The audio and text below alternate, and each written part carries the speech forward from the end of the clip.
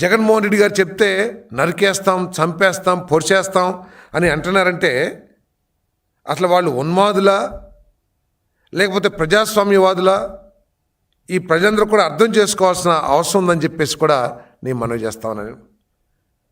YSR Congress party విధానంగా ఒకసారి ఆలోచన చేస్తే తమ స్వార్థం కోసం తన బాబాయి మరణాన్ని, తన తండ్రి మరణాన్ని కూడా ఒక ఆయుధంగా వినియోగించుకుందంటే ఎంత దిగజారి రాజకీయాలు చేసిందో ఒకసారి అందరూ కూడా అర్థం చేసుకోవాలని చెప్పేసి కూడా నేను మనవి చేస్తా ఉన్నాను.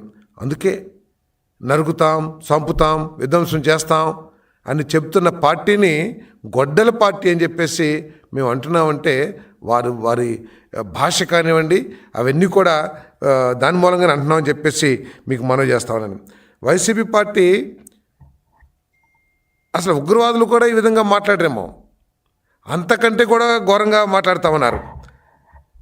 రాష్ట్రాన్ని తమ స్వార్థం కోసం రాష్ట్రాన్ని వినాశనం చేస్తానికి కూడా ఆలోచిస్తలేదంటే ఒకసారి ప్రజలందరూ కూడా అర్థం చేసుకోవాలని చెప్పేసి ఎటువంటి ఉన్మాదంతో, అంటే కేవలం అధికారం సాధించాలనే కాంక్షతోనే ఈ విధంగా మాట్లాడతారనే విషయాన్ని మనందరం కూడా అర్థం చేసుకోవాలి.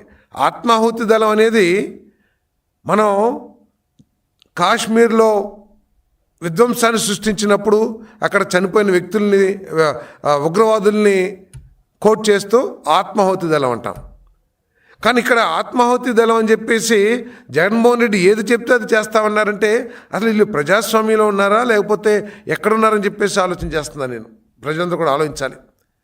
మనం భారతదేశ చరిత్ర తీసుకుంటే స్వాతంత్ర సమయం నుంచి కూడా రాజకీయ పార్టీలో కూడా ప్రజాస్వామ్యం అగ్రనాయకత్వం ఒక ఆలోచన చేస్తే ఆ ఆలోచనలో తప్పుంటే గొప్ప నాయకులందరూ కూడా దాన్ని వ్యతిరేకించటమో, విభేదించటమో లేదా చర్చించటమో చేశారు తప్పితే మా నాయకుడు ఏది చెప్తే అది మేము గుడ్డిగా ఫాలో అవుతామని చెప్పేసి భారతదేశ రాజకీయ చరిత్రలో లేదని చెప్పేసి మనం చేస్తాను. దాంట్లో భాగంగానే అనేక మంది ఆనాటి ప్రజాస్వామ్యంలో గాంధీ గారి ఆలోచనలు వ్యతిరేకించిన వాళ్ళు ఉన్నారు, నెహ్రూ గారి ఆలోచనలు వ్యతిరేకించిన వాళ్ళు ఉన్నారు, సుభాష్ చంద్రబోస్ లాంటి నాయకులు అదే పంతాలో ఉన్న విషయాన్ని మనకు తెలుసు. ఈరోజు అదేమీ లేకోకుండా జగన్మోహన్ రెడ్డి గారు ఏది చెప్తే అది చేస్తామంటే రపరప ఈ భాషలకు అసలు ప్రజాస్వామ్యంలో అవకాశం ఉంటుందా అని చెప్పేసి నేను ప్రశ్నిస్తా ఉన్నా. నేను కేవలం తమ స్వార్థం కోసం ఈ నాయకులేమో తాము సంపాదించుకోవడం కోసం, ఆస్తులను కూడబెట్టుకోవడం కోసం జగన్మోహన్ రెడ్డి ఏది చెప్తే అది చేస్తానంటారని చెప్పేసి నేను మనవి చేస్తా ఉన్నా. నేను